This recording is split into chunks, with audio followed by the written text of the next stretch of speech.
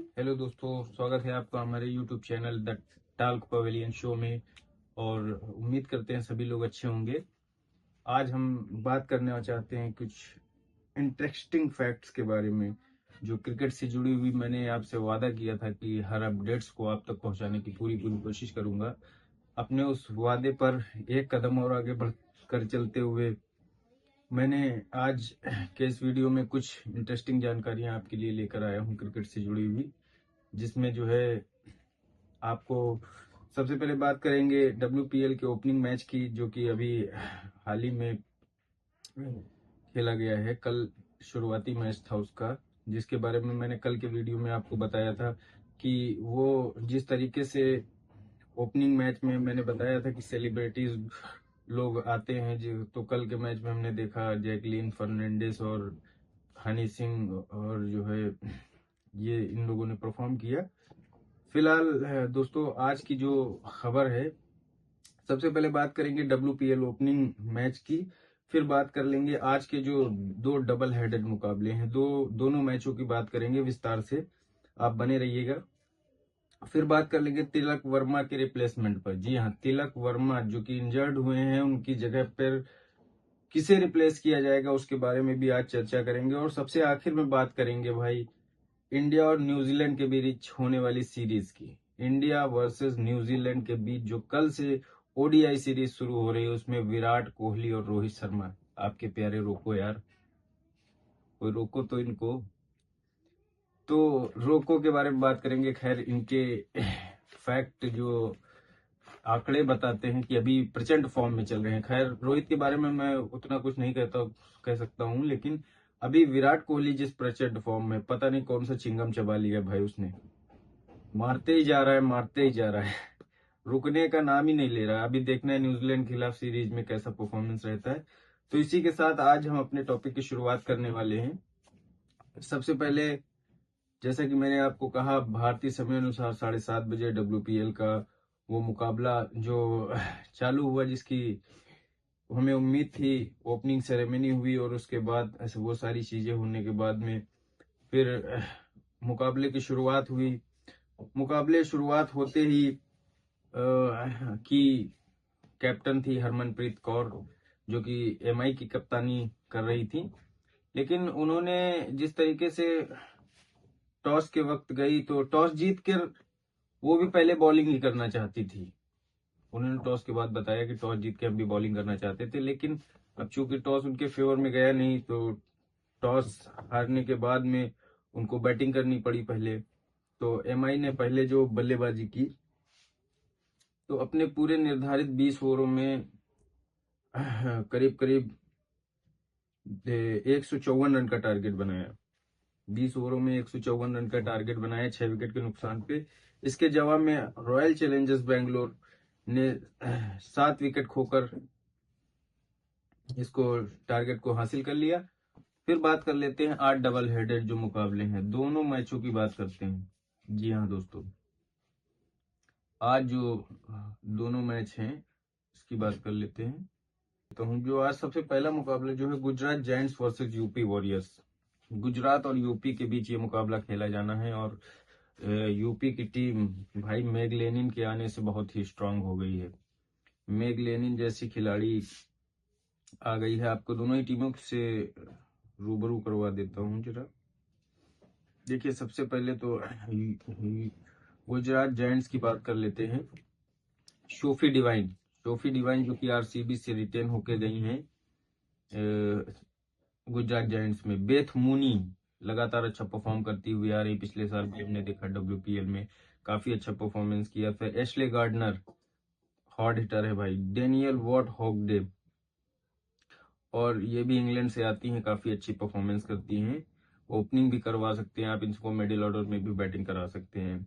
Kanika Ahuja best finisher है भाई। यस्तिका भाटिया, और ये सलामी बल्लेबाज यस्तिका भाटिया जो कि मुंबई इंडियंस से पहले कुछ समय तक खेली थी और अब आ गई हैं ये गुजरात जायंट्स में। केशवी महाराज, राजश्री गौतम, अनुष्का शर्मा, किम गेत, तनुजा कनवार, टिटा संधू, रेणुका सिंह ठाकुर, आयुषी सोनी, शिवानी सोनी, हैप्पी कुमारी। तो ये टीम है कुछ इस तरह से।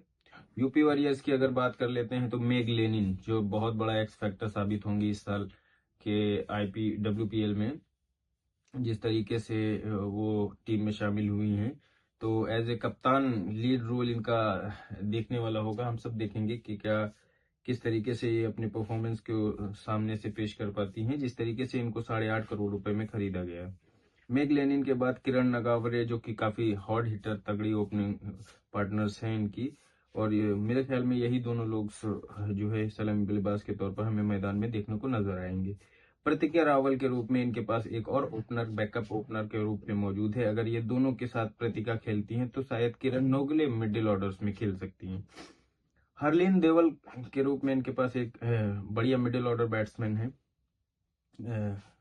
अच्छा बैटर इनके पास है हरलीन देवल के रूप में। पोबे लिचफील्ड जो कि काफी अटैकिंग बैटिंग करती हैं, उस तरीके से शुरुआत के ओवर्स में भी पावर प्लेस में काफी अच्छे रन्स बनाती है, तो इनका रोल अहम होने वाला है। अगर पावर प्ले में एक आध दो विकेट जल्दी ले लेती है गुजरात की टीम तो काफी ज्यादा दबाव बनाया जा सकता है। फिलहाल श्वेता सहरावत जो कि अच्छी फिनिशर मानी जाती हैं, चार्टी नॉक्स है, डोरेंडा डार्टिन, जी हाँ डोरेंडा डार्टिन जो पिछले साल गुजरात जायंट्स में खेली थी, इस बार यूपी वॉरियर्स की ओर से मैदान में उतर रही हैं। डोरेंडा डार्टिन के बारे में आपको बताने की कोई उतनी खास आवश्यकता है नहीं, क्योंकि डोरेंडा डार्टिन ने जो परफॉर्मेंस दिया था पिछले साल WPL में, उसको देखते हुए कि डोरेंडा डार्टिन की बात करने से उनका कद और ऊंचा हो जाएगा। दीप्ति शर्मा की बात करते हैं। दीप्ति शर्मा जो कि भारतीय टीम की एक महत्वपूर्ण अंग बन चुकी हैं, एक बढ़िया ऑलराउंडर बन चुकी हैं। जिस तरीके से वो परफॉर्म करती हैं, अपनी आप को एक्यूरेट करती हैं, अपना पूरा एफर्ट लगाती हैं जिस तरीके से, तो इन सब चीजों को ध्यान में रखते हुए इनका कद बहुत ऊंचा हो जाता है दीप्ति शर्मा। और चूंकि इंडियन विकेट्स पे इनका जो मैनेजमेंट है पूरा, तो इंडियन विकेट्स पे इनका कद। हरलीन देवल इंडियन विकेट्स पे जब तक इनको बॉल कहीं भी अगर थोड़ा सा भी घूमा तो ये बल्लेबाजों के लिए मुश्किल पैदा कर सकती है। सोफी एलेक्स्टोन ये काफी अच्छी ऑलराउंडर मानी जाती है। सोफी एलेक्स्टोन जो कि यहाँ से आती है, इंग्लैंड से आती है सोफी एलेक्स्टोन, और काफी बेहतरीन ऑलराउंडर मानी जाती है। इस तरीके से शिखा पांडे भी हैं जो कि काफी समय से टीम इंडिया से बाहर चल रही हैं, लेकिन अच्छी ऑलराउंडर हैं। इनके परफॉर्मेंस में थोड़ा कंसिस्टेंसी की कमी नजर आती है, इस वजह से ये टीम से अंदर बाहर होती रही। आशा शोभाना भी है इस टीम में। शोलियर टारियन, जी हाँ साउथ अफ्रीका के शोलियर टारियन, ये काफी अच्छी तगड़ी हार्ड हिटर हैं। गुनांडी ट्रिस्टा, क्रांति गौड़, भाई इनका रोल बहुत अहम होने वाला है। क्रांति गौड़ वर्ल्ड कप को, भारत को वर्ल्ड कप जिताने में अहम भूमिका निभाने वाली क्रांति गौड़। और इस बार सुमन मीना भी टीम में शामिल है। तो इस तरीके से ये हो गया आपका आज का डबल हेडेड का पहला मुकाबला, जिसकी शुरुआत होगी 3:30 बजे। आप जियो हॉटस्टार पर देख सकते हैं। और दूसरा मुकाबला जो आपका ये खेला जाना है मुंबई इंडियंस और दिल्ली कैपिटल्स के बीच में। जी हाँ, मुंबई अपनी कल की गलतियों को सुधारने की कोशिश करेगी पूरी तरीके से। जो कल गलतियां की हैं उन गलतियों से सबक लेकर आगे बढ़ने की कोशिश करेगी। यहाँ पर मुंबई इंडियंस की बात कर लेते हैं। कल मैंने मुंबई की टीम के बारे में आपको जानकारी दी ही थी। कमालिनी, हरमनप्रीत कौर, अमिलिया खेरनेट, Sciver Brunt, Amanjot Kaur, Nicola Carey, Poonam Raut, Shabnim Ismail, Sanskriti Gupta, Saika Ishaque, Hayley Matthews, फोलिना फिरदौस, मेलिना एनगलवर्थ, वशिष्ठा और नल्ला रेड्डी। तो इस तरीके से मुंबई इंडियंस। बात करते हैं दिल्ली कैपिटल की जो ये टीम है, इसकी बात कर लेते हैं। दिल्ली कैपिटल का जो ये वुमेन्स की टीम, इस बार जेमिमा रॉड्रिक्स को कैप्टन बनाया गया है। जेमिमा रॉड्रिक्स जो कि सेमीफाइनल में बहुत अच्छा शतक बना के आई थी, उनकी वजह से ही टीम इंडिया फाइनल तक पहुंची थी। और उनके साथ हैं तानिया भाटिया, शेफाली वर्मा भी हैं, काफी अच्छी ओपनर्स मानी जाती हैं। भारतीय टीम में इनको बैकअप के तौर पर इस्तेमाल भी किया था प्रतिज्ञा रावल के स्थान पे। फिर आती है लाउरा वोल्वोर्ड, क्या जबरदस्त फॉर्म दिखाई थी वर्ल्ड कप में, तो समझ लो मैच दर मैच रन बनाते ही जा रही थी। फिर आती हैं शिनोल हेनरी। शिनोल हेनरी काफी मजबूत ऑलराउंडर है, बहुत लंबे लंबे छक्के मारती है शिनोल हेनरी। निक्की प्रसाद भी हैं, स्नेह राणा भी हैं, इनका स्पिन डिपार्टमेंट्स काफी मजबूत नजर आ रहा है। स्नेह राणा जो कि विद द स्पिन टर्न भी कराती हैं, अगर विकेट में थोड़ा सा भी घुमाव है तो ये बैट्समैन के लिए किल्लतें पैदा कर सकती हैं। फिलहाल मिन्नू मानी भी टीम में शामिल है। मार्जिन कैप के रूप में इनके पास अनुभव का एक खजाना भी मौजूद है। मार्जिन कैप जिनके बारे में कहा जाता है कि साउथ अफ्रीका के सबसे वरिष्ठ खिलाड़ी हैं और इनके अनुभव का पूरा पूरा फायदा उठाना चाहेगी यहाँ पर दिल्ली कैपिटल्स की टीम। लिजरले ली भी शामिल है टीम में, लिजरले ली, और यहाँ पर नंदिनी शर्मा भी टीम में शामिल हैं, चेतन शयानी भी हैं और दया यादव भी हैं। तो इस तरीके से टीमें तो दोनों ही मजबूत नजर आ रही हैं। फिलहाल ग्राउंड पे परफॉर्मेंस किसकी कैसी रहती है ये देखने वाला वक्त ही बताएगा कि ग्राउंड पे किस तरीके से कौन सी बैट्समैन परफॉर्म कर पाती है। और अब सीधी बात में एक बात फिर बात कर लेते हैं कि तिलक वर्मा जो कि इंजर्ड हो गए थे पिछले अभी 2 दिन पहले उनको हॉस्पिटलाइज करना पड़ा था। तो उनके रिप्लेसमेंट के तौर पर अभी किसका सिलेक्शन होना है, क्या अभी कोई जानकारी वैसे सामने आई नहीं है, लेकिन हम अपने दर्शकों को बता दें कि किसे रिप्लेस करना चाहिए। तिलक वर्मा के स्थान पर कौन सा ऐसा प्लेयर है जिसे हम अपॉर्चुनिटी दे सकते हैं, उसे मौका दे सकते हैं कि वो आए, अपना परफॉर्म करके अपनी जगह को टीम इंडिया में पक्की करे। तो इसमें 2-3 नाम मेरे जहन में आते हैं। सबसे पहले और प्रबल जो दावेदार माने जाते हैं, श्रेयस अय्यर।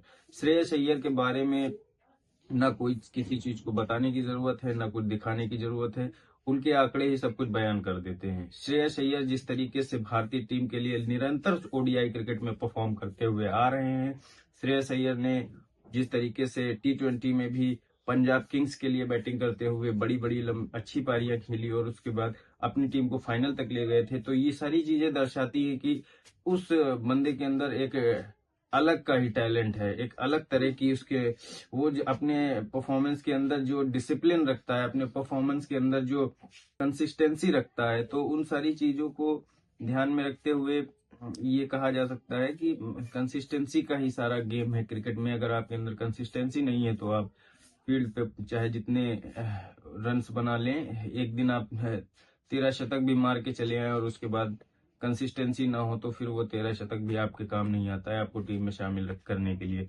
तो इसमें सबसे पहला नाम जो मैं जोड़ रहा हूँ श्रेयस अय्यर का, क्योंकि स्पिन डिपार्टमेंट्स में भी अगर स्पिन गेंदबाजी की बात आती है, भारतीय बल्लेबाज कहीं कहीं पर लेफ्ट हैंडर्स फंसने लगते हैं हमारे बल्लेबाज।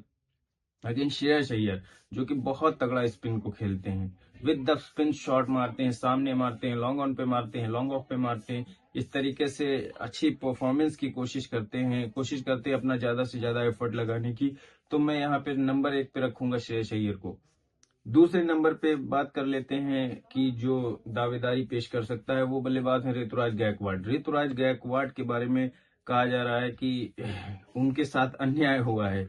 जी हाँ, वर्ल्ड का अभी साउथ अफ्रीका के खिलाफ मुकाबले में शतक जड़ के आए थे, नंबर 4 पे मौका दिया गया था और उन्होंने शतक बनाया था, अपनी जगह दावेदारी मजबूत की थी। लेकिन बीसीसीआई के सिलेक्टर्स ने जो टीम कॉम्बिनेशन जो जिसे हम कह सकते हैं टीम कॉम्बिनेशन के आधार पे उन्हें टीम में जगह नहीं दी कि कॉम्बिनेशन फिट नहीं बैठ रहा है। श्रेयस अय्यर के आ जाने से उनको टीम से बाहर कर दिया गया था ओडीआई टीम से। तो अभी T20 में एक मौका है, उनको मौका दिया जा सकता है। बहुत अच्छी बैटिंग करते हैं, सीएसके के लिए भी काफी परफॉर्म किया है और जब जब मौका मिला है तब तब उन्होंने अपने प्रदर्शन में स्थिरता दिखाई है, लगातार अपने प्रदर्शन में स्थिरता दिखाते गए हैं। और जिस तरीके से अभी आने वाले टाइम पे भी जो है आईपीएल में आपको खेलते नजर आ जाएंगे, तो उससे पहले विचार किया जा सकता है ऋतुराज गायकवाड़ के नाम पे भी। तीसरे नंबर पे मैं रखूंगा अगर शुभमन गिल। अगर थोड़ा सा भी कहीं पे कोई शंका बचती इन दोनों की अवेलेबिलिटी पे तो शुभमन गिल को भी, टीमें तो दोनों ही मजबूत नहीं। शुभमन गिल चूंकि इस वक्त फॉर्म में नहीं, लेकिन हम सभी जानते हैं नो डाउट पीछे कितनी अच्छी परफॉर्मेंस करके आए हैं। हर इंसान का अप एंड डाउन लगा रहता है, विराट कोहली के साथ भी ऐसा हुआ था। जो 2-3 साल रन बल्ले से नहीं निकले थे, काफी क्रिटिसिज्म हुआ था, लेकिन उसके बाद में विराट ने अपना विराट रूप दिखाया और कमबैक किया। तो जिस तरीके से जो सूरत हाल थी वो हम सब ने देखा कि किस तरीके से वो रन बनाते ही जा रहे, इस उम्र में भी रुकने का नाम नहीं ले रहे। तो इसी तरीके से मैं शुभमन गिल के बारे में कहना चाहूंगा। शुभमन गिल को भी एक अपॉर्चुनिटी, एक अच्छी पारी, एक अच्छा नॉक्स खेलने की जरूरत है। वो आत्मविश्वास जो खोया हुआ है, वो जो लय उन्होंने पिछले जो 2 सालों से करते, जो इंग्लैंड में उन्होंने किया था, करीब 750, 700, 750 के करीब रन बना के आए थे। तो वहां से जो जब वापस आए हैं एशिया कप में खेले, फिर तो वहां जो कॉन्फिडेंस उनका, जो परफॉर्मेंस नहीं हुई, बल्ले से रन नहीं आए, तो वो कॉन्फिडेंस जो आपका लूज हो गया, तो उस कॉन्फिडेंस को वापस लाने की जरूरत है। और जो है इस तरीके से अगर देखा जाए तो अगर मौका मिलता है तो पूरी कोशिश करेंगे शुभमन गिल भी कि अपनी फॉर्म को दोबारा वापस हासिल किया जाए और अच्छे अपने बल्ले से ही अपने जो आलोचक हैं जो उनको करारा जवाब दिया जाए। तो इस तरीके से ये 3 नाम थे। अब गाइड्स आप कमेंट करके बताइएगा कि आप किसे देखते हैं भारतीय नंबर 3 के खिलाड़ी के तौर पर। भारतीय टीम में तिलक को कौन ज्यादा बेटर रिप्लेस कर सकता है, ये तो आने वाला वक्त ही बताएगा।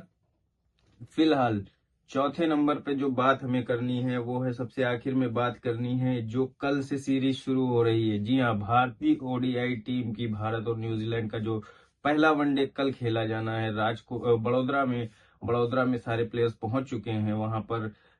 कल मुकाबला भारतीय समय अनुसार करीब दोपहर वाला मैच खेला जाएगा। दोपहर से मैच स्टार्ट होगा, वही 1:30 बजे से, और फिर उसके बाद में